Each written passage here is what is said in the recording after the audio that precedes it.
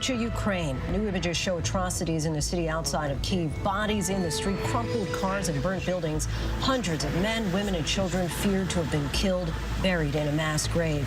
Dozens of others are said to have been assaulted and tortured. Ukraine's president is calling this a genocide. President Biden doubling down tonight, refusing to back down on calling out Vladimir Putin for driving this terror, demanding new sanctions on the Russian president and his close associates. You may remember I got criticized for calling Putin a war criminal. Well, the truth of the matter, you saw what happened in Bucha. This warrants him. He is a war criminal. Stuck on America's terrorist screening watch list without any understanding as to why. It was just us who would get stopped. The children were taken away from us, and they were subjected to extra screening as well. They were being treated as criminals, no matter how little they were. No due process and no answers. ABC News Live is talking to the people forced through pat-downs, detentions, and questioning any time they want to fly. Tonight, an arrest in a deadly mass shooting that unfolded in California. One man in custody, but there's an urgent manhunt for at least one more suspect. 6 people were killed when gunmen wildly fired on a crowded street, firing off more than 100 shots. One step closer to history, the Senate Judiciary Committee voting on the Supreme Court nomination of Judge Katanji Brown Jackson today. The full Senate is expected to vote by the end of the week, but where does her Republican support stand? Are we running out of time? An alarming new report warns that the world is not working fast enough to meet its climate goals. What the world's top scientists say we need to stop using right now to avoid irreversible damage to the Earth from climate change. Women linked by history, difficult moments that changed our country and our communities. George Floyd's sister and Rodney King's daughter meet for the very first time. ABC News Live shows you the emotions and mutual understanding as they come together. It's all love, and we're coming from the same place. Good evening, everyone. I'm Lindsay Davis. Thank you so much for streaming with us. In Ukrainian towns where Russians have retreated, cameras have replaced the tanks, now taking stock of what remains. We are just starting to see the extent of the carnage, really graphic, horrific scenes. And President Biden is calling for Vladimir Putin to stand trial for war crimes for the atrocities Ukraine says Russian troops carried out before retreating. There are increasing reports of victims being tortured, raped, and executed, some killed with their hands tied behind their backs. More than 400 bodies of civilians have been removed from the towns that surround Kiev, and there could be more. Today, Ukrainian President Zelensky visited the town of Bucha, where many of the bodies have been found. He called the actions by the Russian military genocide. The White House has refrained from labeling it as such, but President Biden is demanding new, tougher sanctions. Meanwhile, the Pentagon says 70% of Russian troops near Kiev have withdrawn to take up fighting now in the east. James Longman has just visited Bucha and filed this report. Tonight, life and death under Russian occupation, the first glimpse of what the Ukrainian government is calling scenes of war crimes. The suburbs of Kiev, controlled by Russia for weeks, have just been liberated by Ukrainian forces. We headed out to see the first evidence of Russia's horrific atrocities. Take a look, this is Bucha. And this entire column of Russian vehicles and tanks was completely destroyed by the Ukrainians. But take a look at where we are here, because it looks like Russian military vehicles were parked all along this road. But we're so close to residential buildings. Authorities here telling us more than 400 people were killed. Streets littered with bodies. Civilians look to have been executed in the streets. This man, hands bound behind his back. Another appears to have been shot while riding his bicycle. This, a small bag of groceries beside another victim. What threat did he pose? As terrible as these images are, what we were shown next, even worse. In the basement of this building, in which Russian forces looked to have squatted for weeks. As I stand here talking to you, I'm looking at 1, 2, 3, 4, 5 bodies in this tiny room in this basement where Ukrainians say people have been tortured, and I can see their hands behind their backs. It is a truly apocalyptic scene. It's just absolutely horrific in here. And this is what Ukraine says is happening across this country. Russia has tonight denied responsibility for this, calling these images staged, but we saw the reality up close. And tonight, the New York Times analysing this new satellite image dated March 19th, when the Russians were occupying Bucha, saying it shows bodies in the street. Ukraine has opened up criminal investigations here. Even Tatiana Volodymyrivna says Russian soldiers broke into her home and dragged her and her husband out. Her husband disappeared for 2 weeks. She says she found his body in a basement. He'd been shot in the head, mutilated, tortured, she says. He was buried a metre deep, so the dogs wouldn't eat him. Satellite images showing a 40-foot trench that Ukrainians say is a massive grave, an unknown number of people buried outside of a church. We've been brought to a wooded area just outside of Bucha. This is in the Kiev region, the collection of towns and villages that the Russians have moved out of. And authorities have brought us to what looks like the grave, the hastily dug grave of what they say is the family of the local mayor here. They didn't agree to cooperate with the Russians, they say, so they were executed. The mayor was Olga Sukhenko, and Ukrainians say she was tortured, her arms and fingers broken, her husband and young son allegedly kidnapped by Russian soldiers more than 2 weeks ago. Their bodies still lying in this pit because officials suspect mines are buried nearby. Ukrainian President Volodymyr Zelensky visited Bucha today. He's been the face of his country's resistance, now the voice of their outrage. These are war crimes and they'll be recognized by the world as genocide, he said. You are here today and can see what happened. A shaken Zelensky accusing Russian forces of killing thousands of Ukrainians, torturing victims, raping women and murdering children. Today, after learning about the horrors of Bucha, President Biden vowed more sanctions for Russia, saying Putin should be tried for war crimes. He is a war criminal. This guy is brutal. And what's happening in Bucha is outrageous, and everyone's seen it. And while their withdrawal reveals the horrors near Kiev, Russian attacks elsewhere compound the misery. Bodies lay in front of a playground in Kharkiv as the city's exhausted residents clean up after what seems to be never-ending shelling. And in Mariupol, a wasteland. More than 100,000 people are still living in this, almost entirely cut off from the outside world. Residents dig graves for their neighbors in the streets. Even getting water means risking their lives.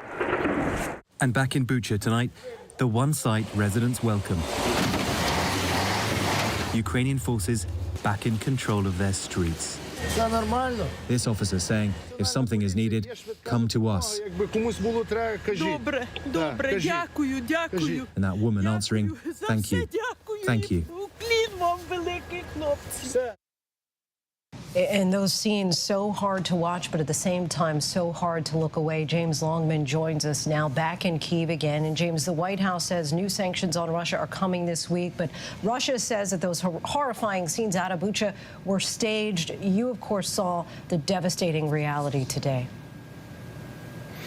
Yeah, Lindsay, look, there was nothing staged about what we saw today.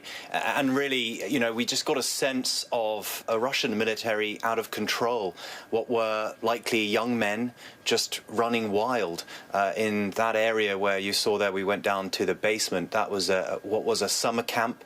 There was a playground nearby. You can just imagine children playing in it, and just feet away, that horror below ground.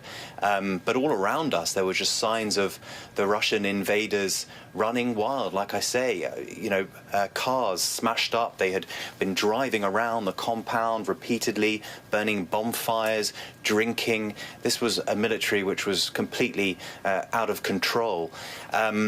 What investigators now have ahead of them here in Ukraine is an enormous task, because they are now looking into what they describe as war crimes whilst also fighting a war. But Ukraine is adamant. They want to show the world that they respect the rule of law, that they respect international norms, and they want justice for these victims.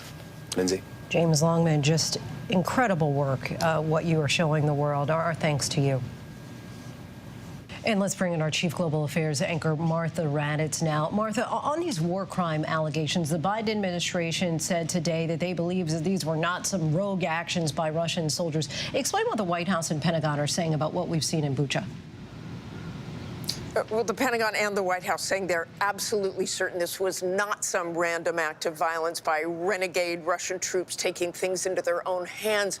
The National Security Advisor, Jake Sullivan, saying this was part of Russia's plan, its policy all along, to kill those who got in the way of their invasion and to, as he said, impose a reign of terror across Ukraine. Lindsay? And on the battlefield, the Russian troops have pulled away from Kiev. But what do officials believe Russia plans to do next? Well, they're retreating and then reinforcing. After the Ukrainians took back dozens of towns and villages around the capital, it's clear the Russian plan to take Kiev was simply a miserable failure. But the Russians are expected to now move south and east to the Donbass. We know the Russians lost hundreds of tanks in the battle around Kiev and elsewhere, but they still have hundreds and hundreds of tanks left and other artillery, and this is expected to be a long and deadly couple of weeks. Lindsay? All right, Martha Raddatz, our thanks to you. As President Biden doubles down on applying the term war criminal to Vladimir Putin, more stories are now coming out of Ukraine of the horrors that civilians there are facing. Rachel Denver joins us now from Human Rights Watch. Rachel is the deputy director in the Europe and Central Asian Division. Rachel, thank you so much for joining us tonight. You know, we're learning that more than 300 civilians in Bucha have been either tortured or killed. What kinds of stories are you hearing from the people of Ukraine? Well, Human Rights Watch just published a report yesterday where we documented a number of incidents that are war crimes in 3 different regions of Ukraine, including in the town of Bucha. We documented a summary execution that took place there on March 4th, and where an eyewitness told us that she saw Russian soldiers gather about 40 people from the town, including her, and she saw them put 4 young men on their knees, pull their T-shirts over their heads, and put a bullet in the back of the head of one of the 5 men. The other 4 were left kneeling when she left the square where all this took place. So that took place in Bucha. And that makes us wonder what else happened in Bucha and how all of those other people whose bodies have been found strewn on the streets and in a mass grave. But it's incidents like these, the war crimes like these, that make us very concerned about where else these kinds of crimes might have happened. And when you talk about specifically what's happening in Bucha versus innocent people who are being killed in airstrikes across the country of Ukraine, you know, both are clearly horrific acts. Why is one considered a war crime and the other is not? Right.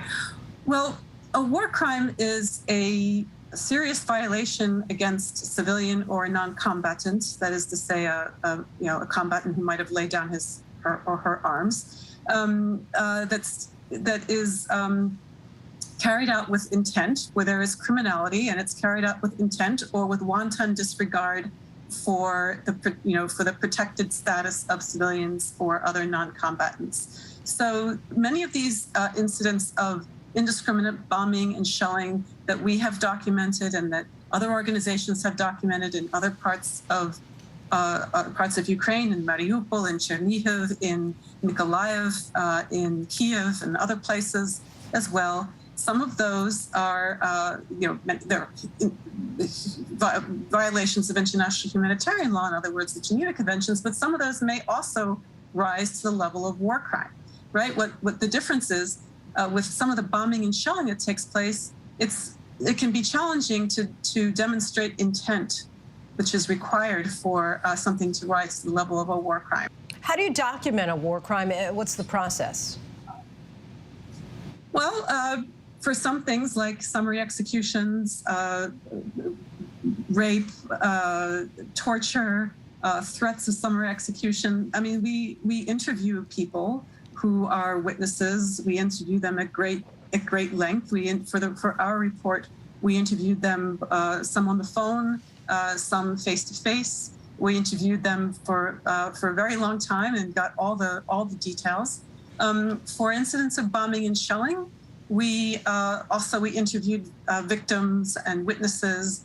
We looked at photographs. We looked at and verified photographs and video. We used satellite imagery to look at before and after, to look at the damage. We looked on photographs and videos. We looked at the spray pattern that the munition left when it on impact. We looked at pictures of images of the weapons, of the munitions, so that we could identify them, and also in some cases identify the direction from which they came and their distance from military targets. So we put all of these things together with with maps and with testimony of victims and eyewitnesses, and we build a picture that way. And you see, I'm sure, grotesque and unimaginable things just as a part of what you do. Is there anything that you've noted in particular here that's just beyond the pale of what you're used to seeing? Look, everyone's story of suffering and harm is beyond the pale. I think beyond the pale really is in the soul and in the heart of the people who are enduring it.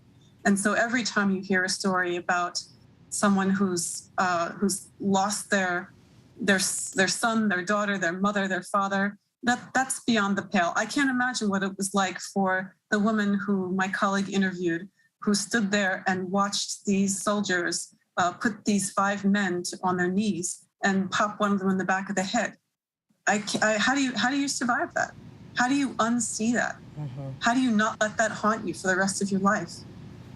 Certainly a number of bells that cannot be unrung or unseen, as you say at this point. Rachel Denver, we thank you so much for joining us. Thank you. With the revelation of these atrocities and the war picking up in Ukraine's east, there is no sign of the fighting coming to close anytime soon. That means more pain and suffering, of course, for Ukrainians, and also ongoing fallout from the battlefield. The energy crisis will surely continue for some time, which could mean high gas prices here at home. To talk about how the White House is trying to help Americans cope with high fuel prices, we're joined now by U.S. Energy Secretary Jennifer Granholm. Thanks so much for joining us, Secretary. You bet. Thanks for having me on. So next month, President Biden is planning to start releasing 1 million barrels a day from the U.S. Strategic Reserve. Alaskan Republican Senator Murkowski has called that half-baked. That's less than 5% of what we consume every day in this country. How can that really bring the fuel prices down? Yeah, well, this is really about making sure that supply meets demand. So because of this war, there has been about 3 million barrels per day of Russian crude that has been taken off the market. And so that's what's caused these prices to go through the roof. So the president is trying to do what he can to call for more production inside the United States. The oil and gas producers here have said that they will produce by the end of this year about 1 million more barrels per day. Until we get to that point, what the president has done is release 1 million barrels per day from the Strategic Petroleum Reserve so that we can stabilize these markets. The market is totally volatile, as you know. And so what he wants to do is ensure that it smooths out until the oil and gas producers can get back online and fill the gap that Russia and this war on Ukraine has created. And let me say that the president has a 2-step plan, though. That's one, to stabilize as much as he can, to call upon our allies to do the same, release their petroleum reserves, again, to stabilize the market, and then to move eventually, either in the medium or long term, toward getting ourselves off of volatile fossil fuels from other countries and toward clean energy. In releasing oil from the strategic reserves, Biden also called on oil companies to use their previously issued permits for drilling on federal land or lose them. Again, Murkowski criticized that, saying that it'll, quote, do little or no good in encouraging domestic production unless the administration follows them with more realistic permitting and eliminating unreasonable delays. What's your response to that? Well, first of all, let's be clear that 80 to 90% of all oil and gas extraction occurs on private lands, not on federal lands. Number two, there are about 9,000 permits that have been issued by the Biden administration to the oil and gas industry that have not been acted upon, that are not working. So we've been calling upon the oil and gas industry to take advantage of the permits that have already been issued and ramp up production. And that's what he's called them to do. They are starting to do that. There is about, as I say, the Energy Information Agency has predicted that about 1 million barrels per day will come back online by the end of this year. However, as I say, the real issue is this effort to move medium and long term toward clean energy. No country's ever been held hostage by access to the sun or access to wind or the technologies associated with zero carbon emitting energy. So we've got to decarbonize our energy infrastructure, but in the short term, we absolutely have to make sure we bring down the prices for people to the extent that we can by stabilizing these markets. In addition to releasing reserves, the president has also invoked the Defense Production Act to encourage domestic production of minerals for batteries for electric cars. A report showed that China is far ahead of the U.S. in securing those minerals in many parts of the world. Do you feel that we can really catch up with domestic extraction and production? Yes, I do. I just had a briefing on this today from those who are looking at the really detailed types of minerals, where they can be located. But and it's not just the minerals themselves. It is the processing of them. It is making sure that we are able to ensure that the work that's done once they've been extracted happens so that they can be that can go into batteries for electric vehicles. So the separation and processing have to happen in the United States as well. And we can also work with our allies. Canada has a lot of minerals too. They can do some separation and processing as well. Right now, the U.S. doesn't have any processing. It's all done in Asia. Even the extraction of critical minerals for batteries that happens in the United States has been sent to China. So we should be doing this ourselves. We should be doing the full supply chain here. That's what the President's Defense Production Act is calling for. And it means that we'll also create jobs in the United States. So it makes us energy secure, and we can ensure that people get to work, and we can, make sure that we are clean energy independent if we can produce the means for our own energy security. That's with batteries, but it's also with wind turbines, solar panels, geothermal energy, nuclear energy, all these zero carbon emitting energy sources that we can use to become energy independent with clean energy. According to a report from Reuters, Venezuela is looking to lease new tankers to carry their heavy oil, a sign that they think the U.S. is about to ease sanctions against them. Why would we want to do business with what President Biden himself has referred to as the Maduro regime? There are some people who say that's just substituting one tyrant for another. Yeah, there's no plan on buying oil from Venezuela. There's been discussion from some who have criticized the Biden administration for entering into an agreement with Iran. There's no plan to buy oil from Iran. We don't want to do that. We want to get energy from allies, get energy from our own resources, and that's what the Biden administration's plan consists of. Secretary Granholm, we thank you so much for your time and insight. Appreciate it. You bet. Thanks so much. And now to the horror here at home. A shooting in Sacramento over the weekend that left 6 people dead. Today, police announced an arrest, but they're still looking for another shooter. ABC's Zareen Shah has those details.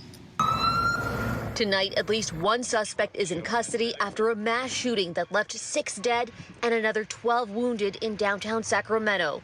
Police arresting 26-year-old Dondre Martin on charges of assault and illegal firearm possession. We are certainly looking into his role into the shooting and his involvement as well. We are searching for multiple suspects, and that is our priority. The police chief telling me they've recovered over 100 expended shell casings and at least 1 stolen handgun from the scene.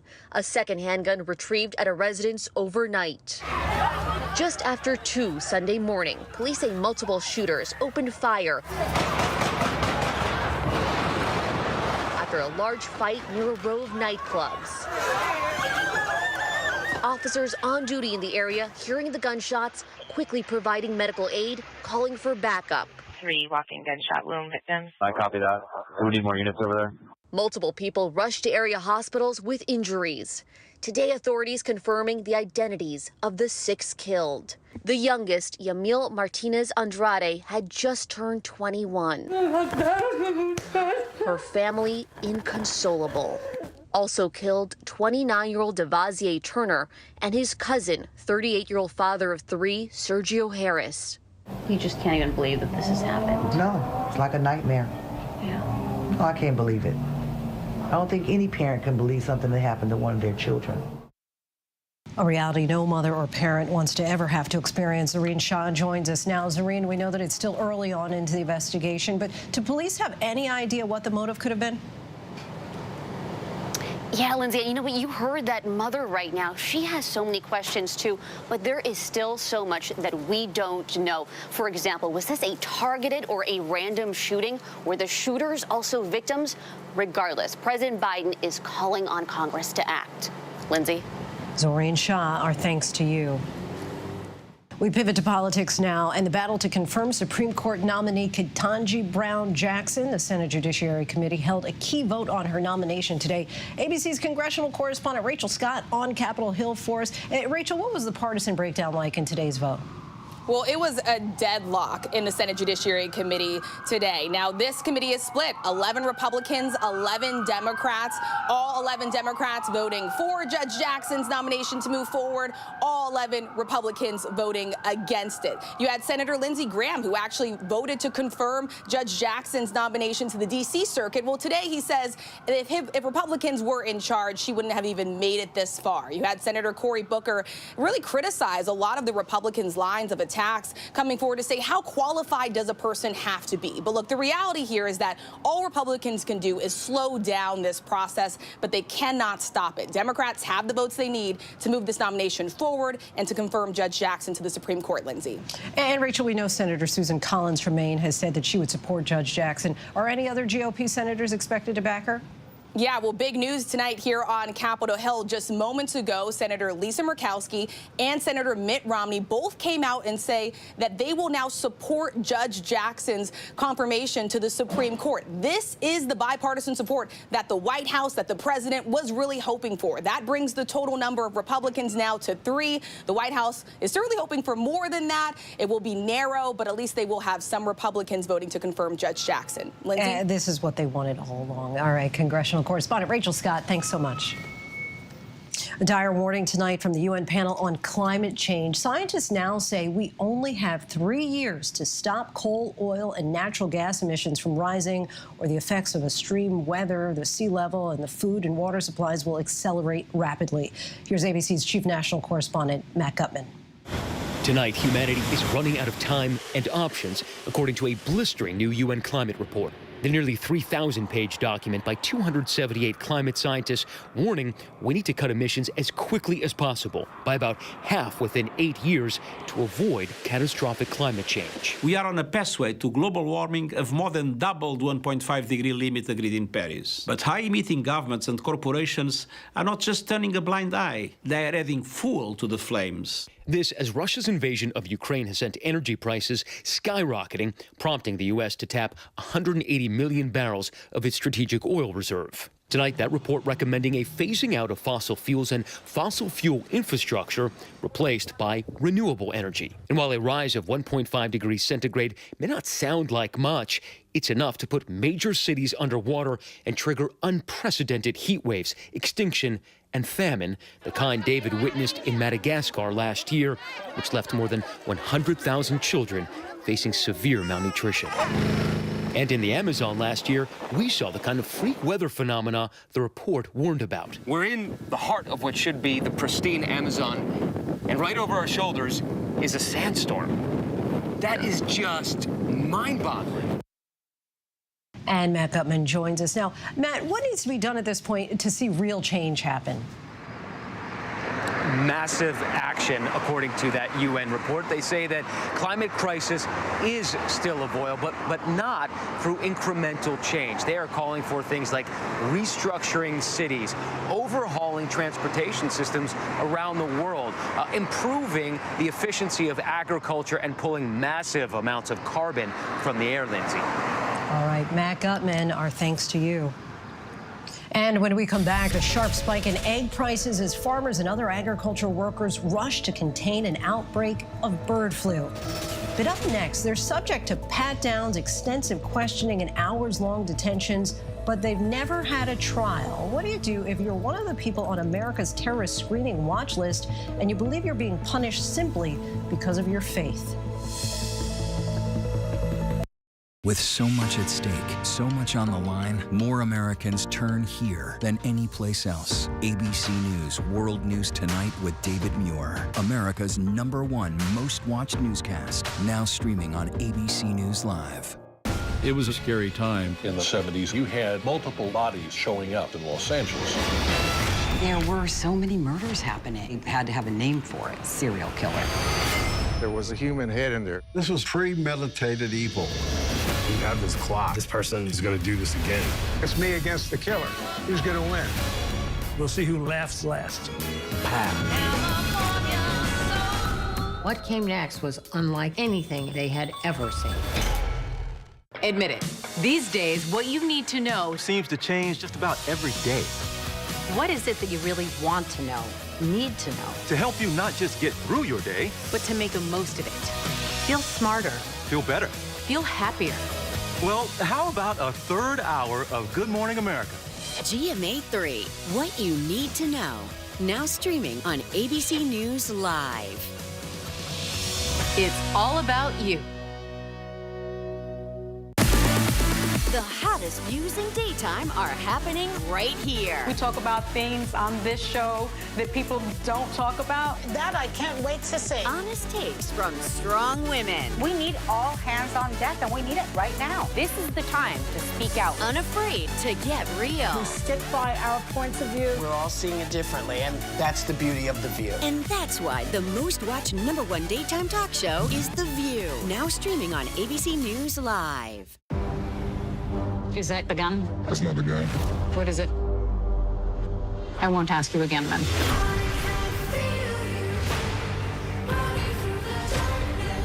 Are you a Nazi? The deeper you go into black markets, You put people to your life at risk. the darker it gets. Why hasn't anyone come out and spoken? It's about the money. That's why we do it. Trafficked. New episodes Wednesdays at 9 on National Geographic. Take America's #1 news with you anywhere you go, anytime, free. Download the ABC News app now. Breaking news, exclusives, 24/7. There for you with one touch. The ABC News app. Download it now. America's #1 news, ABC News. Most watched, most trusted, and streaming live to you anytime, anywhere, and free. This is ABC News Live, America's #1 streaming news. Free to you 24/7. Watch America's #1 news whenever you want it, wherever you are, anytime. ABC News Live, streaming live and free on all platforms. Take a look at this close call in Manville, New Jersey, after a small plane crashed into the front lawn of 2 homes. The plane was headed for a nearby airport, and it took down power lines as it crashed into the neighborhood. The pilot was injured and treated for facial injuries. It's unclear what caused the accident. Imagine visiting family abroad, and when you return, you are brought into a room at the airport, patted down, and endure hours of questions. That's what happens to some people who are part of an FBI watch list. And while its mission is to keep our nation safe, some people on the list claim that their only crime is their faith. ABC's Trevor Ault brings us this in-depth report.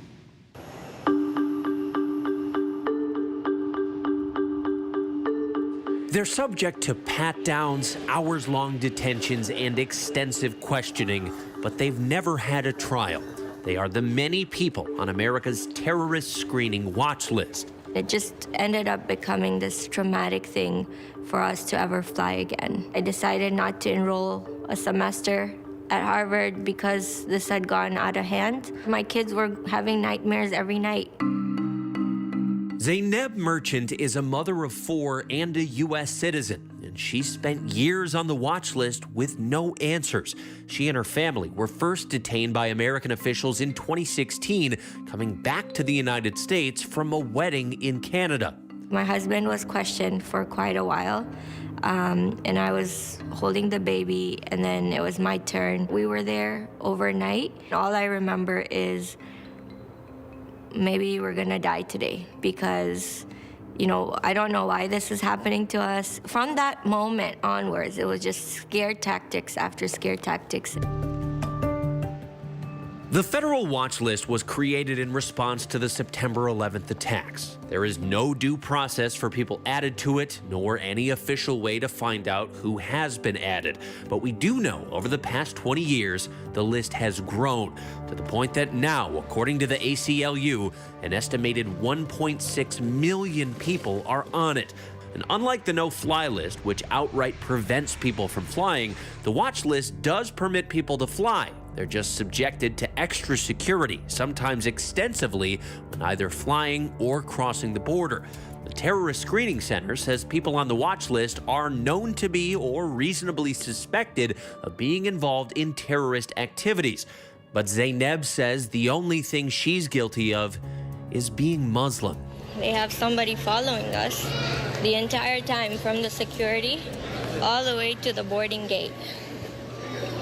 They're right there. It was just us who would get stopped. The children were taken away from us, and they were subjected to extra screening as well. They were being treated as criminals, no matter how little they were. Zainab says things took a turn when she was approached by FBI agents in Orlando. There were 2 agents that contacted me. They said that we need information about your mosque and your community. And if you help us be an informant, we will help you get off this watch listing program. And I said, absolutely not. You know, I'm a mom. I'm not a spy. I don't care if I'm gonna be on this longer. I'm just not gonna do this. ABC News reached out to the FBI for comment. Their response, the TSC can neither confirm nor deny whether an individual is on the watch list. After that meeting, my treatment got progressively worse. There was a time where they took my laptop and they released a whole bomb squad on me at the airport. There was a time when dogs were unleashed on me. They took out a whole team of dogs to search me. And then there was this harrowing incident at Logan Airport in Boston. That day, they were trying to strip me of my dignity when they didn't believe that I was on my period. Even though I went on through the scan, everything was clear. The female officers patted me down and they said there's something in my groin area. And I said, yeah, it's my pad. I'm on my period. And I remember them snickering at each other. And they said, we need to do a private screening of your groin area. They said, you can't turn back. I was like, okay, I'm gonna be shot, or I cooperate with them. I said my final prayers as a Muslim. I had no one to call and no one to say anything to.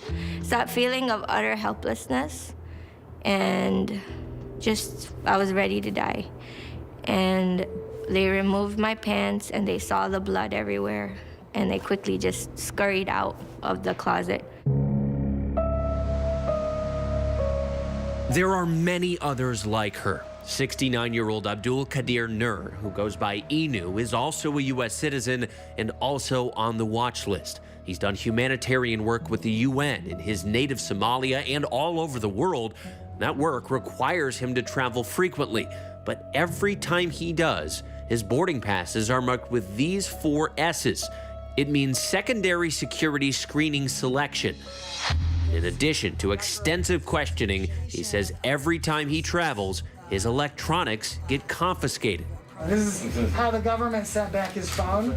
You know, when I fly worldwide, I've never have any problem. Actually, I've been respected and welcome everywhere. But when I'm coming to my country, United States, I feel like I'm criminal.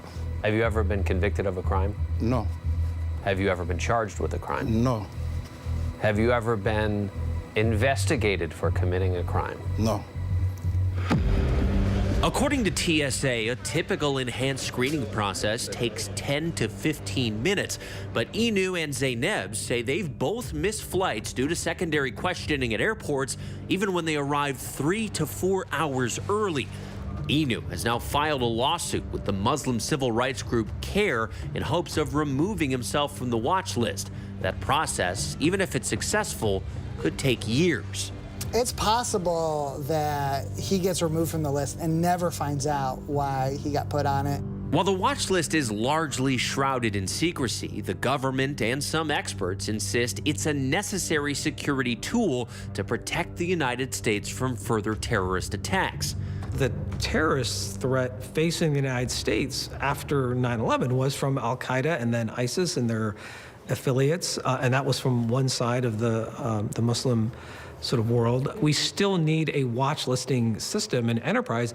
I just think it needs to be refined, it needs to be optimized. Zainab says she was taken off the list shortly after this. Why? Why is this happening to me?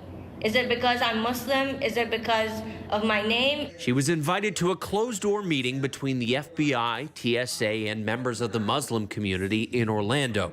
And she confronted them about her experience with law enforcement at the airport. I see a familiar face right there, Agent. You know me. You've taken me out to dinner at Seasons 52 and asked me blatantly to be an informant. Is this about entrapment? Is it that because I denied to be an informant? Why am I being profiled? I just spoke my truth. After that meeting, there was somebody who made something happen for me to get off this unjust system. But the sting has lingered. Some of her family members have distanced themselves from her. It got to a point where people were giving us silent treatment. Some of them haven't spoken to us since.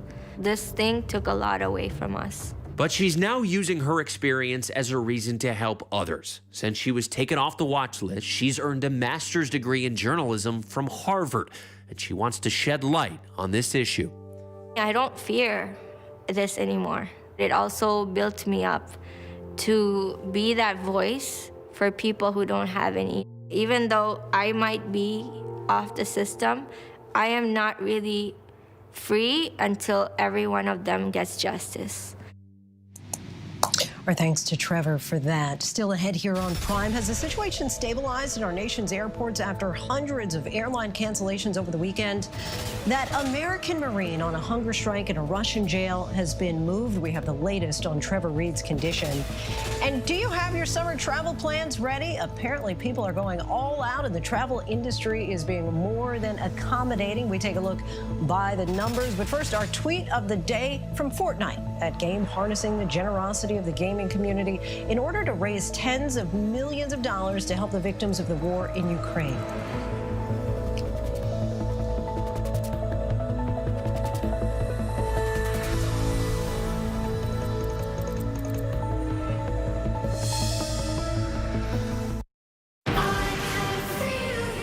The deeper you go into black markets, the darker it gets. Trafficked, Wednesdays at 9 on National Geographic.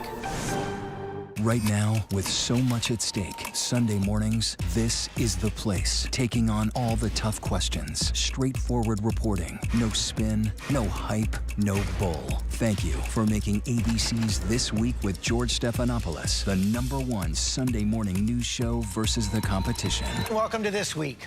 It was a scary time. In the 70s, you had multiple bodies showing up in Los Angeles. There were so many murders happening. He had to have a name for it, serial killer. There was a human head in there. This was premeditated evil. We have this clock. This person is going to do this again. It's me against the killer. Who's going to win? We'll see who laughs last.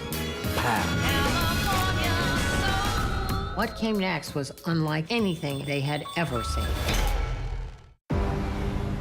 Is that the gun? That's not the gun. What is it? I won't ask you again then.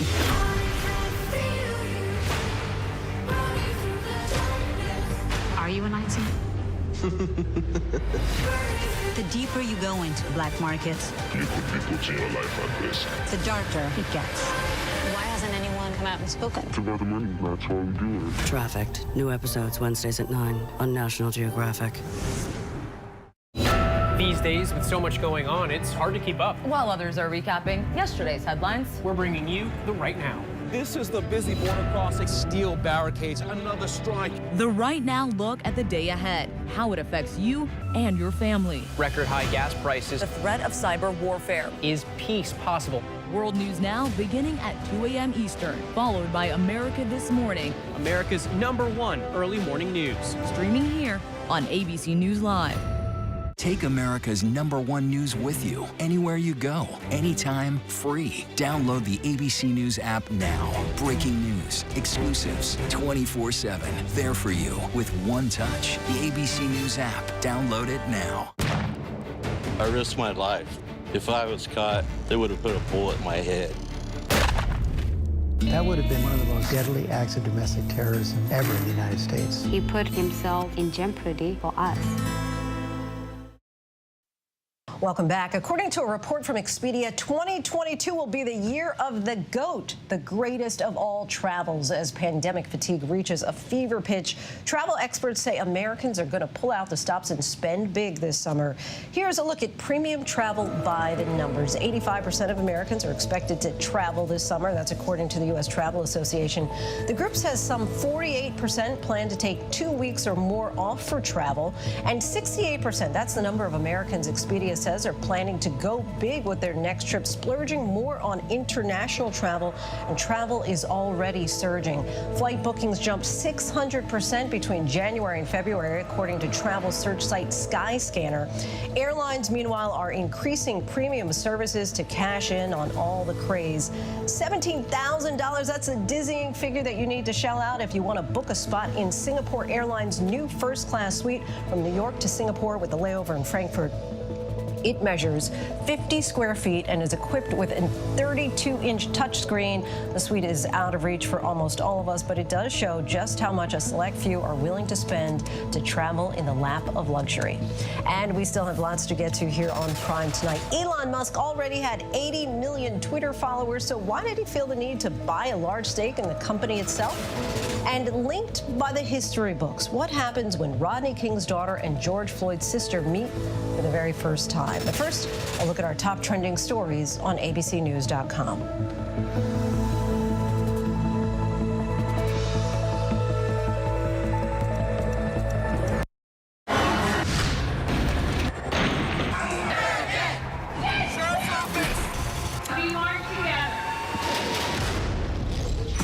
The most powerful stories of our time, anytime. Nightline. Now streaming on ABC News Live 2020. True crime, cinematic, real-life drama, stunning, the unthinkable. Follow the clues, The Hunt. True crime 2020. Now streaming on ABC News Live. National parks are incredibly safe places. A crime will happen. Hey, Mama. My wife has fallen. She's in really critical condition. At that time, I thought it was just a tragic accident. There's still a lot of questions we need to ask.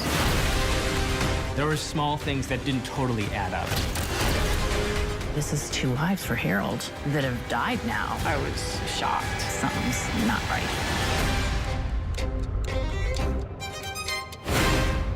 Admit it. These days, what you need to know seems to change just about every day. What is it that you really want to know, need to know? To help you not just get through your day, but to make the most of it. Feel smarter. Feel better. Feel happier. Well, how about a third hour of Good Morning America? GMA 3, what you need to know. Now streaming on ABC News Live. It's all about you. What if you could test your blood in your own home? This machine is going to help millions of people. Get the money! Don't you think it's strange that we haven't seen a single completed contract? She lies. That's who she is. This isn't just my job. This is my religion. I know what happened, and I'm not guilty. Why the fascination with criminal trials? Figure out what's really out there. She revealed she had murdered his family. I know in my heart they did this. It's the time of suspicion. The ending's really tough. You don't know whether truth is going to be difficult to find unless you try to find it.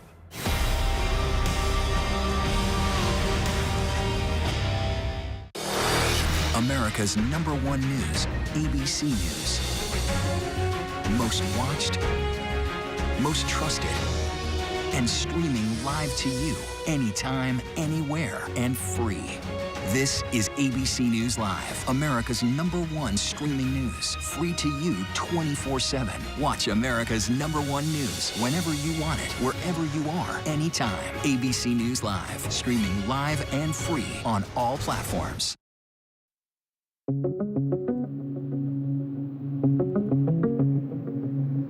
President Biden is calling for a war crime trial as Ukraine accuses Russia of mass killings of civilians in a suburb outside Kiev. Ukrainian officials say the bodies of at least 410 civilians were recently discovered in Bucha, many with their hands bound and shot at close range. The mayor of Bucha says hundreds are now buried in mass graves. Ukrainian President Zelensky touring the destruction there. Zelensky saying these are war crimes and they will be recognized by the world as genocide. Russia claims videos showing these atrocities are fake. It is not the case, it will never be the case, and it was never the case. Though Russia has vowed to scale back operations in and around Kyiv, the White House fears this war is far from over. Egg prices are surging as the worst bird flu outbreak in 7 years is underway. There's a growing list of confirmed cases across the country from Maryland to Minnesota, South Dakota, and Wyoming, 21 states in all so far. And unfortunately, it has led to the death of more than 17 million birds. The good news is that no humans had tested positive. It is rare, but possible for that to happen. Prices are likely to continue climbing in the coming weeks as demand for eggs is high around this time of year, around Easter. Eggs now average $2.88 a dozen. That is up 52% since the first confirmed case of avian flu in February and the highest price since the start of the pandemic in March of 2020. He's been one of Twitter's most vocal critics, but now Elon Musk is one of Twitter's largest shareholders. He now owns 73.5 million shares in the social media company, according to new regulatory filings. He recently has raised questions about free speech on that platform. Some more flyer frustration to tell you about. Travelers and major airlines are still recovering from a weekend of canceled and delayed flights. In the middle of spring break season, a computer glitch plus bad weather, a recipe for big problems. About 12,000 delays and cancellations, leaving thousands of passengers stranded. And now, a new round of severe weather adding to the headaches. American Trevor Reed, detained in Russia and currently on hunger strike, has been transferred to a medical facility at the prison camp where he is being held. Reed's parents previously held protests outside the White House to bring attention to his health. Our son's, physical condition, like many other American hostages, is going downhill fast. Trevor is sick. He's really sick. Reed was sentenced to 9 years in prison in 2020 for assaulting police officers. He denies the charges. Music's biggest stars were out in full force at music's biggest night. Just 1 week after the Oscars, host Trevor Noah bringing up that shocking slap at the top of the show. We're going to be keeping people's names out of our mouths. The Recording Academy handing the mic to Ukrainian President Zelensky, addressing the U.S. in a pre-taped message. We are fighting Russia, which brings horrible silence with its bombs, the dead silence. Feel the silence with your music. Feel it today to tell our story. Silk Sonic, a.k.a. Bruno Mars and Anderson .Paak, taking home Record of the Year for their hit, Leave the Door Open. Drinks is on Silk Sonic tonight. The night belonging to singer, songwriter, performer, and band leader Jon Batiste, bringing home 5 awards in total, including what's considered the biggest trophy of the night, Album of the Year.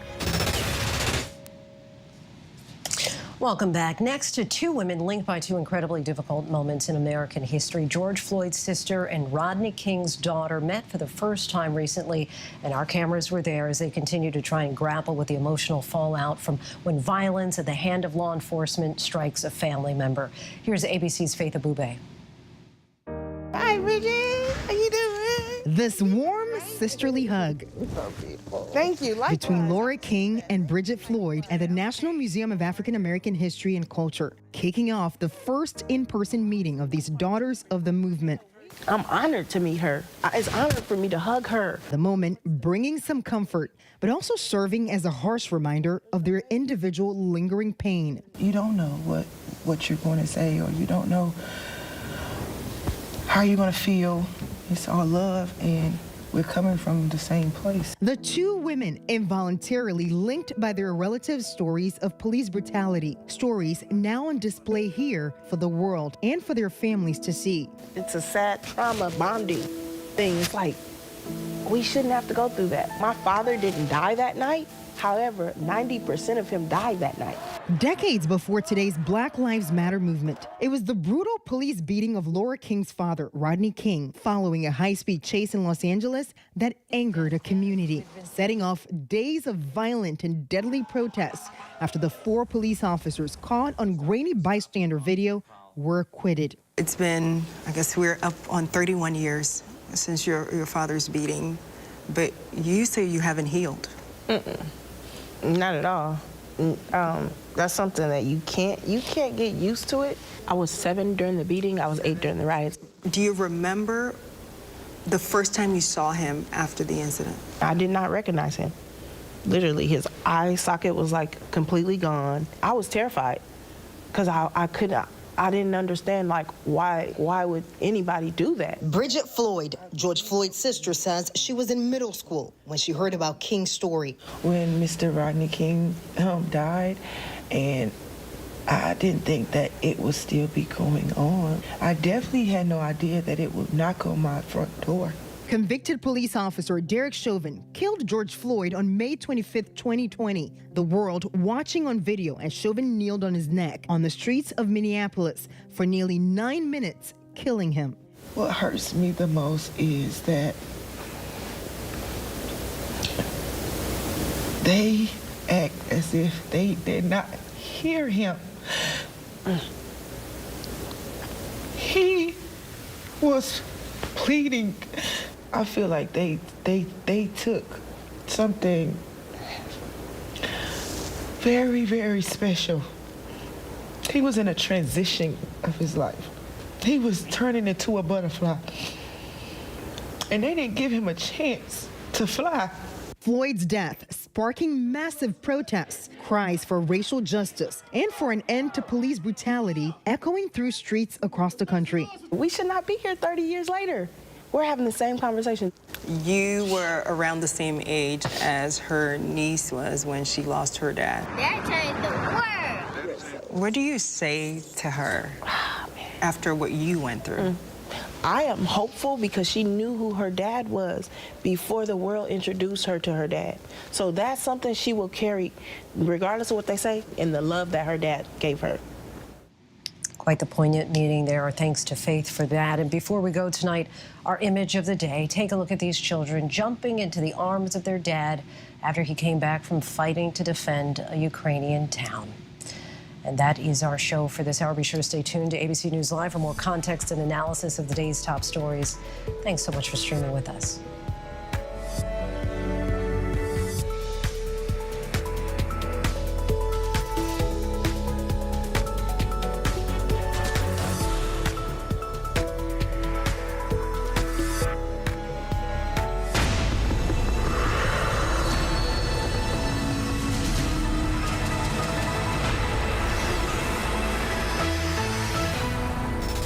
Coming up in the next hour, with COVID hospitalizations appearing to be on the rise, word of a new COVID funding deal. And we follow the refugee children trying to start school in a place they never thought they would be just a few weeks ago. Stay with us. America's #1 news, ABC News. Most watched, most trusted, and streaming live to you anytime, anywhere, and free. This is ABC News Live, America's #1 streaming news, free to you 24/7. Watch America's #1 news whenever you want it, wherever you are, anytime. ABC News Live, streaming live and free on all platforms. More Americans choose ABC News, America's #1 news source. Take America's #1 news with you anywhere you go, anytime, free. Download the ABC News app now. Breaking news, exclusives, 24/7. There for you with one touch. The ABC News app. Download it now. The deeper you go into the black market, the darker it gets. Trafficked, Wednesdays at 9 on National Geographic. He thought he was God. He's now one of the most vilified men in the world. He is the everyman. Zelensky is the Tom Hanks of Ukraine. The fact that a little nice Jewish boy is 5'7" is showing up this KGB agent in the Kremlin. What do you say to Americans who see Russia and you not only as a rival, but but an unfriendly adversary. Two men at war. Which Vladimir will take over. The world is not going to be the same. Christopher Steele, the guy who picked a fight with two presidents, and he's lived to tell the tale. That now infamous dossier. Supposedly a tape showing prostitutes hired by Donald Trump urinating on a bed, and would be quite a tape if it in fact existed. I said take out the PP tape. It quickly became a question of how much of this was accurate. This is the stuff of movies. A lot of this is the stuff of movies. A story of epic proportions. Phony stuff. It's a bunch of crap. It changed history. Hi there, I'm Lindsay Davis. Thanks so much for streaming with us. We're monitoring several developments here at ABC News at this hour. Word late today that congressional negotiators have reached a $10 billion COVID funding deal. This comes as a fierce debate plays out about how to finance the pandemic with the fight now more than 2 years old. Half of the funds will go to the development and purchase of therapeutics. The other half will go to Health and Human Services. Although there is a deal, it's still unclear if there are enough votes for this to become law. But this news comes as troubling hospitalization numbers suggest a possible COVID resurgence in the Northeast. In New York, there's been a 1% rise in COVID-related hospital admissions. The state also saw infections shoot up nearly 70%, but in other states in the region that are seeing similar trends, overall numbers remain lower than in previous surges. And is Tiger Woods really attempting to make a comeback at the Masters? He's definitely keeping everyone guessing, that's for sure. He was on the course today, but said whether he plays is a, quote, game time decision. If he does, it would be his first major tournament since he severely injured his leg in a car accident 14 months ago. Now to the horror in Ukraine and the atrocities Ukraine says Russian troops carried out before retreating from areas around Kiev. There are reports of victims being tortured, raped, and executed, some killed with their hands tied behind their backs. Today, Ukrainian President Zelensky visited the town of Bucha, where many bodies have been found, where he called actions by the Russian military genocide. James Longman has just visited Bucha and has this report. Tonight, life and death under Russian occupation, the first glimpse of what the Ukrainian government is calling scenes of war crimes. The suburbs of Kiev, controlled by Russia for weeks, have just been liberated by Ukrainian forces. We headed out to see the first evidence of Russia's horrific atrocities. Take a look, this is Bucha. And this entire column of Russian vehicles and tanks was completely destroyed by the Ukrainians. But take a look at where we are here, because it looks like Russian military vehicles were parked all along this road. But we're so close to residential buildings. Authorities here telling us more than 400 people were killed. Streets littered with bodies. Civilians look to have been executed in the streets. This man, hands bound behind his back. Another appears to have been shot while riding his bicycle. This, a small bag of groceries beside another victim. What threat did he pose? As terrible as these images are, what we were shown next, even worse. In the basement of this building, in which Russian forces looked to have squatted for weeks. So as I stand here talking to you, I'm looking at 1, 2, 3, 4, 5 bodies in this tiny room in this basement where Ukrainians say people have been tortured, and I can see their hands behind their backs. It is a truly apocalyptic scene. It's just absolutely horrific in here. This is what Ukraine says is happening across this country. Russia has tonight denied responsibility for this, calling these images staged, but we saw the reality up close. And tonight, the New York Times analysing this new satellite image dated March 19th, when the Russians were occupying Bucha, saying it shows bodies in the street. Ukraine has opened up criminal investigations here. Tatiana Volodymyrivna says Russian soldiers broke into her home and dragged her and her husband out. Her husband disappeared for 2 weeks. She says she found his body in a basement. He'd been shot in the head, mutilated, tortured, she says. He was buried a metre deep, so the dogs wouldn't eat him. Satellite images showing a 40-foot trench that Ukrainians say is a massive grave, an unknown number of people buried outside of a church. We've been brought to a wooded area just outside of Bucha. This is in the Kiev region, the collection of towns and villages that the Russians have moved out of. And authorities have brought us to what looks like the grave, the hastily dug grave of what they say is the family of the local mayor here. They didn't agree to cooperate with the Russians, they say, so they were executed. The mayor was Olga Sukenko, and Ukrainians say she was tortured, her arms and fingers broken, her husband and young son allegedly kidnapped by Russian soldiers more than 2 weeks ago. Their bodies still lying in this pit because officials suspect mines are buried nearby. Ukrainian President Volodymyr Zelensky visited Bucha today. He's been the face of his country's resistance, now the voice of their outrage. These are war crimes, and they'll be recognized by the world as genocide, he said. You are here today and can see what happened. A shaken Zelensky accusing Russian forces of killing thousands of Ukrainians, torturing victims, raping women, and murdering children. Today, after learning about the horrors of Bucha, President Biden vowed more sanctions for Russia, saying Putin should be tried for war crimes. He is a war criminal. This guy is brutal. And what's happening in Bucha is outrageous, and everyone's seen it. And while their withdrawal reveals the horrors near Kiev, Russian attacks elsewhere compound the misery. Bodies lay in front of a playground in Kharkiv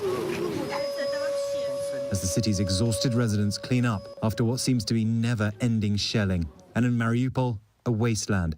More than 100,000 people are still living in this, almost entirely cut off from the outside world.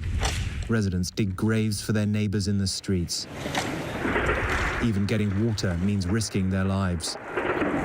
And back in Bucha tonight, the one site residents welcome. Ukrainian forces back in control of their streets. This officer saying, if something is needed, come to us. And that woman answering, thank you, thank you. So difficult to watch, and at the same time hard to turn away. Our thanks to James Longman for that. And joining us now to help break down what this newest phase in the Russian-Ukrainian war could look like is ABC News contributor General Robert Abrams. General Abrams was former commander of U.S. forces in Korea, as well as an advisor to former Secretary of Defense during the last invasion of Ukraine. General Abrams, thank you so much for joining us. According to National Security Advisor Jake Sullivan, the Russians are repositioning forces to now try to concentrate their offensive operations in eastern and southern parts of Ukraine. What do you make of that? Good evening, Lindsay. Well, I think that the National Security Advisor is probably right, but we should be clear that this undertaking by the Russian forces is a huge undertaking. We're talking about moving large numbers of forces that have been in sustained combat operations for over a month. We're going to drag them out of Ukraine, and now they've got to reposition some 700 to 1,000 miles to get into a position where they can support Russian attacks into eastern Ukraine. And not only is there the tyranny of distance, but they've also got to reconstitute several units, which means they've got to basically pull them off to the side, reman them with fresh faces, fresh soldiers, from other units. They've got to give them new equipment. They've got to give them some time for training. All of this is going to take time, which will enable Ukraine, I think, to probably bolster their defenses to be able to counter a new offensive in the east. And the Russians could not take over the entire country as perhaps they initially thought they could. How do you imagine this playing out in the end as far as the land that they might be able to get? Well, I think that I think we're a little premature to determine what the Russians might be able to get, because I believe that the Ukrainian armed forces, they have certainly proven their mettle in and around Kiev, in and around Kharkiv, even in the east, where they have really held back a large Russian attack from taking significant gains in the Donbass. And I don't think for a second that the Ukrainian armed forces and the Ukrainian people intend on giving up anything. And I think it'll be a brutal fight continuing on, but unfortunately this will become a battle of attrition. And that is where the difference will be made by how well the Ukrainian armed forces and the Ukrainian people can be supported by NATO, the European Union, and everyone else. And of course, you just said that you anticipate a brutal fight ahead. You know the region well. Do you think that Russians will face the same type of fierce opposition in the east, which was already a region where there were pro-separatists, but also some of Ukraine's best military assets due to prior hostilities? Sure. I think, look, for over 30 days, there's been brutal fighting going on It started on the old contact line, which was the line demarcating between the separatists, so-called separatists, and the Ukrainian armed forces. And that's where the Ukrainians' best large-scale forces are. And it has been brutal fighting already. So the Russians are, even though they'll add additional force structure into their attacks, whether it be from the east, the north, to reinforce from Kharkiv, or from the south, they are in for one very tough battle with some of Ukraine's best. And I would fully expect Ukraine to do everything they can to resupply those units to push Russia back, much like they did in and around Kiev. You know, of course, we've heard estimates of months of fighting ahead. In your estimation, how long do you think that this could last? Well, I think anyone who tries to predict that they can pick an end date looking into a crystal ball is probably, there's too many unknowns and there's too much unpredictability. I think the duration will depend on a couple of factors, and first and foremost will be the will of the Ukrainian armed forces and the will of the Ukrainian people, as well as the support from the EU, NATO, and other like-minded countries. And then secondly, how long can the Russians sustain it? There are plenty of reports of huge problems inside the Russian military, from morale, indiscipline, inability to recover their dead and wounded from the battlefield. So there's multiple factors that will determine how long this conflict will continue. And of course, I was just asking you to look forward. Now, when you look back in retrospect, General, anything about the strategy or the outcome that we've seen so far that's really surprised you? Well, I think what has surprised most people who have watched this is we did not expect the Russian military to be so tactically inept. It has been a catastrophe at the tactical level, the operational level, and the strategic level. We can make some mistakes at the strategic and operational level, but no way can that overcome the ineptness and just absolute poor performance at the tactical level. That, I think, was unexpected by many and contributed to Ukraine's success. General Abrams, we thank you so much for joining us once again. Thanks, Lindsay. And we turn now to the steady stream of Ukrainian refugees in Poland, which has taken in nearly 2 million refugees, nearly half of them children. And that's turning a humanitarian crisis into an educational issue as well for local leaders. ABC's Maria Villarreal has this story. Poland working to absorb nearly 2.5 million Ukrainians who made it across the border. Up to 6,000 a day still funneling through this processing site in Warsaw. New numbers from the Polish Department of Education estimates more than 700,000 of those refugees are school-aged children. What's been the hardest thing coming to a new school? To be friends with others, because I don't know how they are talking to each other, and I don't know their jokes or something like that. 13-year-old Anastasia's father is fighting in Ukraine. School has become her safe space. But here, no one asked me about the war. No one said nothing about it. New data shows at least 75,000 students have enrolled in Polish schools so far. For now, that's just over 10% of those eligible, meaning more will likely enroll soon. Anastasia and 3 more Ukrainian transplants now attend this school in Warsaw. What do they like best about this school? What people don't hate us. Yeah, they welcome us very warm. To help these kids settle in, the school hired Tatiana Turkolovich as a teacher's aide. She immigrated to Warsaw from Ukraine 3 years ago. How this could affect them for the rest of their life? Это большая психическая травма для детей, но я надеюсь, что они забудут это все, потому что надо как-то продолжать жить. It's a life lesson most of these schools aren't equipped to teach. A hard lesson for sure. Thanks to Maria. And switching gears now, actress and singer Selena Gomez, who's been very open about her mental health struggles, now wants to use her platform to help others with their mental fitness, launching a new multimedia company focused on mental health. ABC's Juju Chang talked with her about it. Growing up in the spotlight has definitely taught me so much. I can't believe that I'm where I am mentally just because how I took the necessary steps in order to kind of remove myself from that, because it's just not normal. Behind the bright lights of stardom, global sensation Selena Gomez says she struggled with her mental health for years. The singer, the actress, and entrepreneur now stepping into a new role in hopes that others don't have to.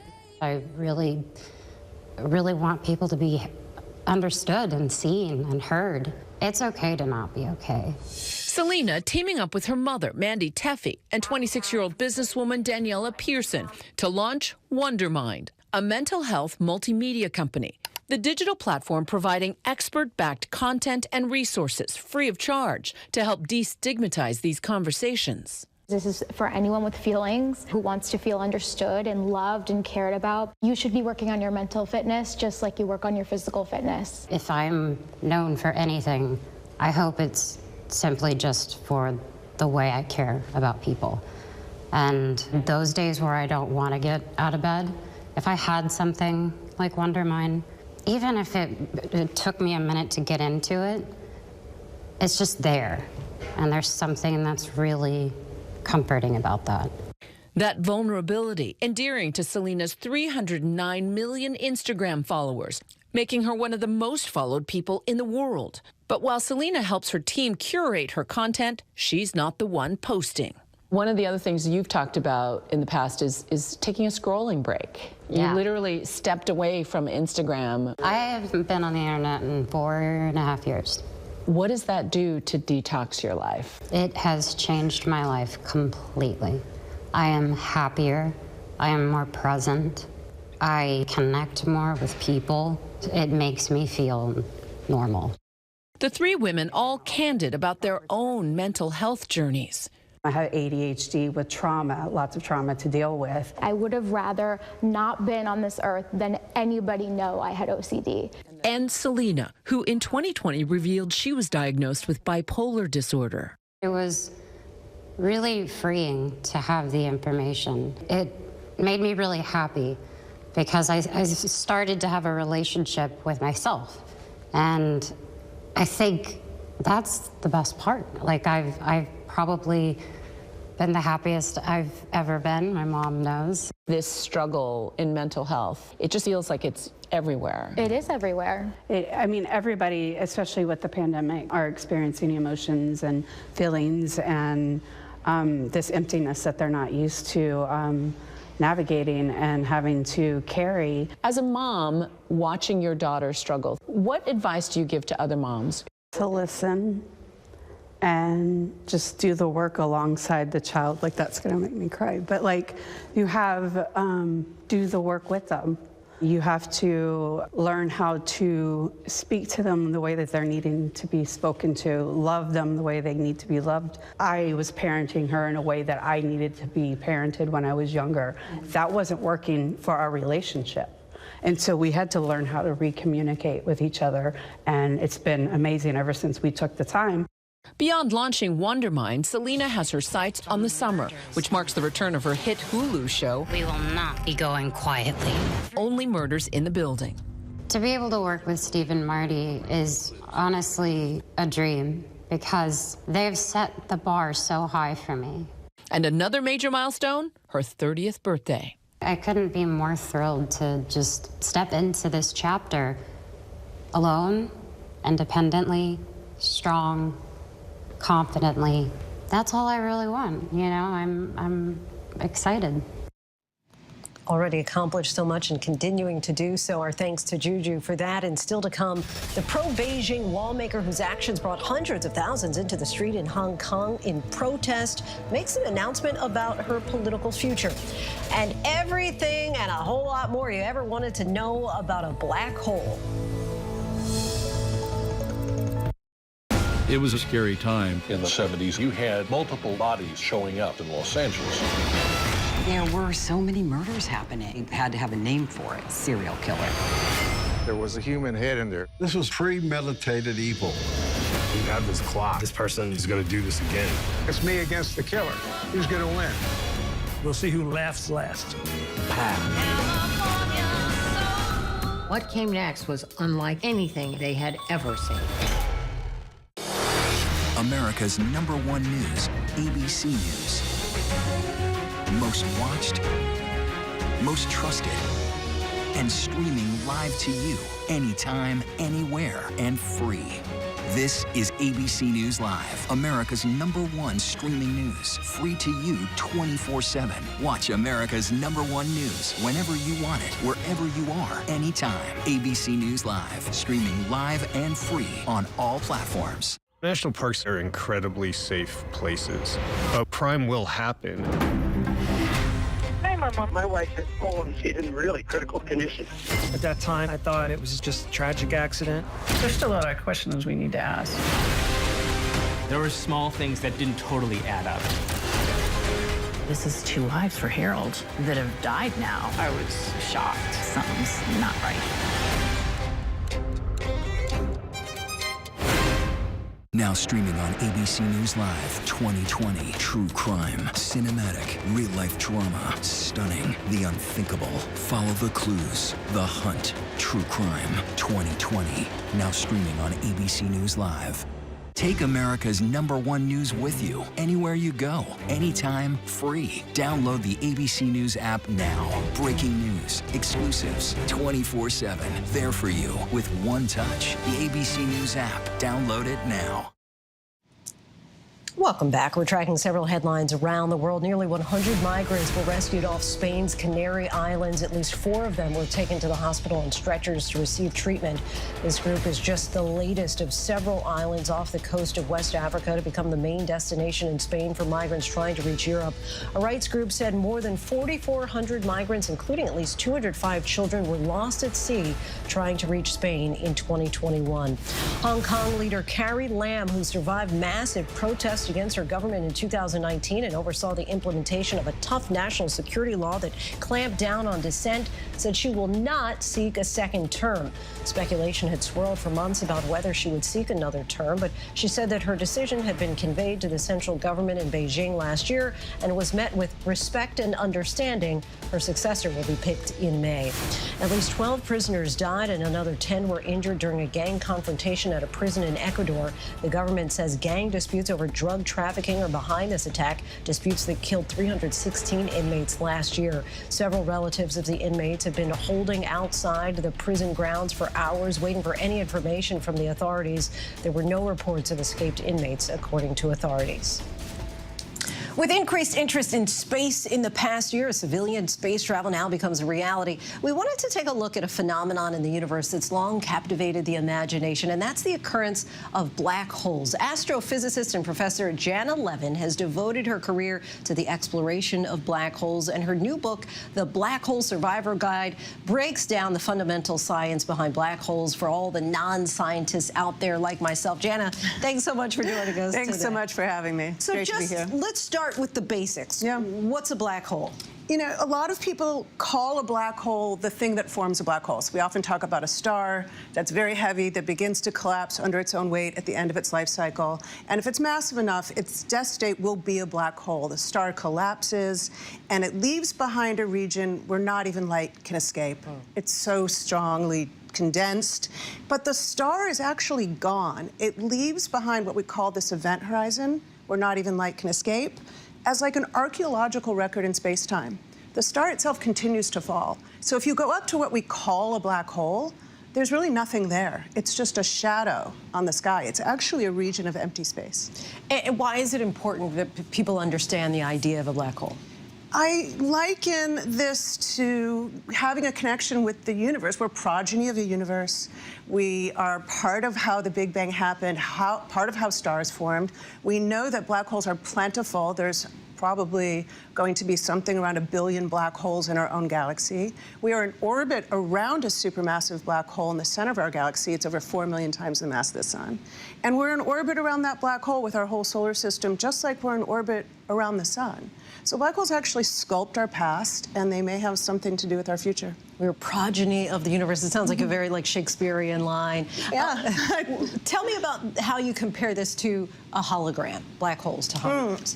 The hologram, that's a really intriguing question. So black holes are studied not just from astrophysics, which is how they form from the dust state of stars, but we also think that black holes are kind of like fundamental objects, that they're almost like elementary particles, that they could have been made in the Big Bang. And there's something about them that's exceedingly special. So all black holes with certain mass, we could also say charge and spin, are identical to all other black holes like that. They're extremely unusual.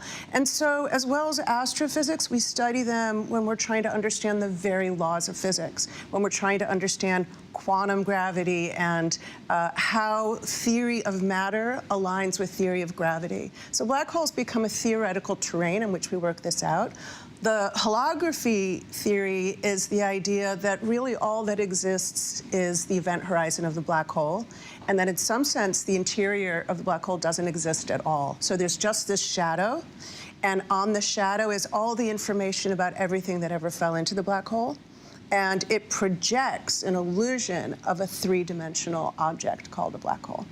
And you have these illustrations of these astronauts that are floating in the universe. What was the intention behind that portrayal? So this artist, wonderful artist, Leah Halloran, very good friend of mine, loves science, loves space. She's a great artist out in Los Angeles. And she and I, just over martinis one night, were talking about black holes, which she loves to talk about. And I was explaining to her that I had all these visualizations of black holes. I draw a lot, but they're not artistic renderings, a lot of technical drawings. And we had the idea that she would find a kind of vocabulary to explain this process of investigating the black hole, the survivor's field guide of exploring the black hole. And she made more than 20 original paintings for the book. And you talk about how black holes are indirectly seen and heard. How so? Yeah, so black holes are literally a shadow. You can never directly see a black hole. It's like seeing the shadow of a tree. We need light behind the black hole to shine behind the black hole for us to realize that some of the light is being occulted and it's gone dark in this region. So you need a light source behind the black hole. And the first ever human-procured image of that shadow was only from a couple of years ago, which I think surprises people. All of our detections until a couple of years ago were indirectly watching black holes cannibalize companion stars, literally like pulling cotton candy in the atmosphere off of a companion star. And that would be very bright. And we'd see it spilling onto something very heavy and very small and very dark.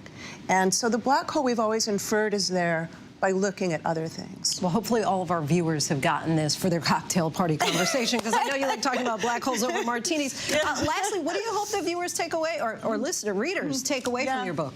I think that there's this kind of austere beauty to the universe, and it gives us a sense of meaning and connection to the universe.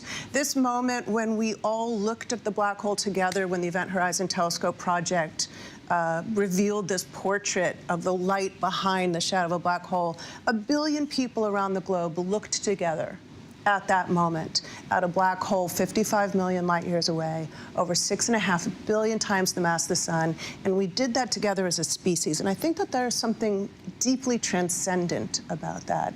And so I want people to walk away with a feeling of the beauty and a feeling of the connectedness with the cosmos.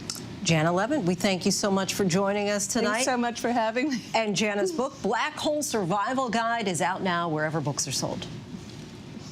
And still to come, they parted ways 80 years ago, but just by chance, 2 Holocaust survivors found their way back into each other's lives. You will not want to miss how that happened. Next.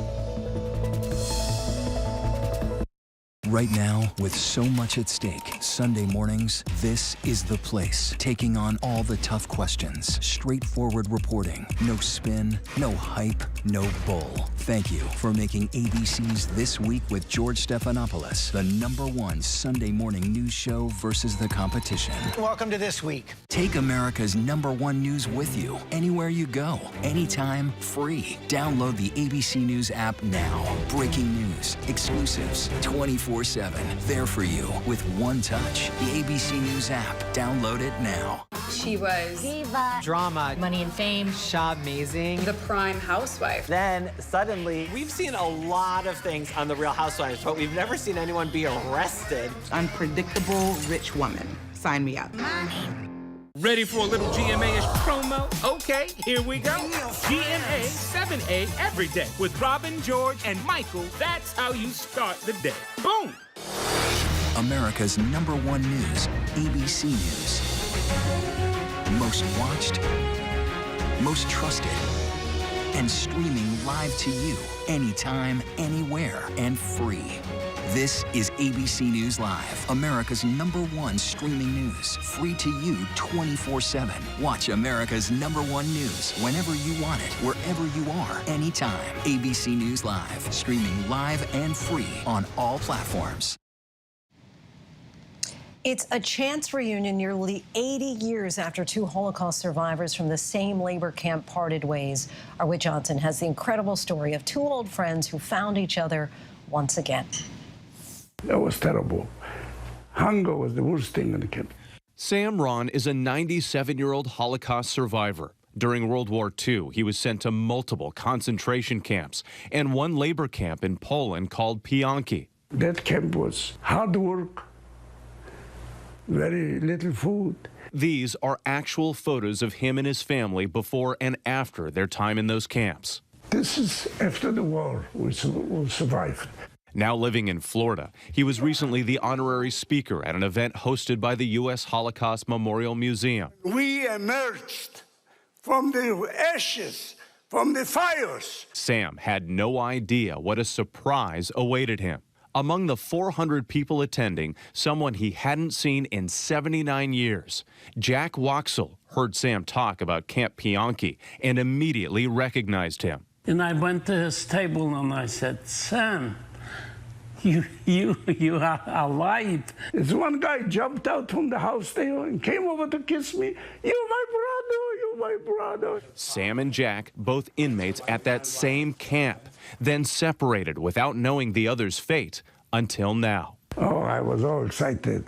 This was unusual. It's 79 years now. We're 97 years old. You think it's never going to happen, but it did happen. 2 Holocaust survivors reuniting by chance nearly 8 decades later. It is an amazing story. It got me a lot of hope, you know. Hope is right. Sam and Jack reunited. Our thanks to Whit Johnson for bringing us that. And that is our show for tonight.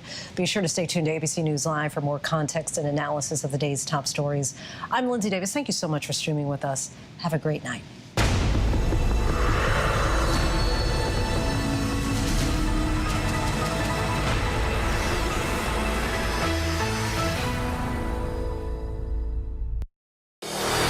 America's #1 news, ABC.